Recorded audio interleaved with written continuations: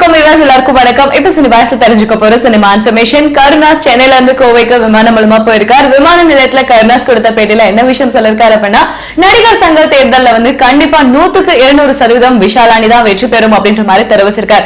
நாசர், கார்த்திக், கருணாஸ் எல்லாருமே பாத்தீங்கன்னா விஷாலுக்கு full and full support பண்ணிட்டு இருக்காங்க. அது மட்டும் இல்லாம தேவி அப்படின்ற பழைய நடிகைக்கு ஆஸ்பத்திரியில சேர்த்திருக்கறதுனால அவங்களுக்கு முதலுதவி பண உதவியும் விஷால் கொடுத்திருக்காரு அப்படின்ற செய்தியும் வெளிவந்திருக்கு. இது மட்டும் இல்லாம 200 கோடி மதிப்புள்ள இடத்துல திருமண மண்டபம் மற்றும் சொந்த கட்டிடம் கட்டுறதுக்கான ஒரு முயற்சியும் போயிட்டு இருக்கு அப்படின்ற மாதிரியும் செய்திகள் வந்திருக்கு. இவ்வளவு நாள் நடிகர் சங்க தேர்தல்ல போட்டி அப்படின்ற ஒரு விஷயம் இருந்தால யாரோ ஒருத்தவங்களை தேர்ந்தெடுத்திருந்தாங்க.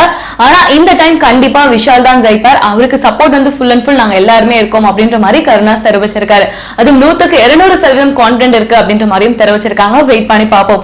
இந்த மாதிரி சினிமா இன்ஃபர்மேஷன் நீங்க தொடர்ந்து அப்டேட்ல அப்ப தெரிஞ்சுக்கணும் அப்படின்னா தமிழ்ஸ்டார்.com தொடர்ந்து பாருங்க.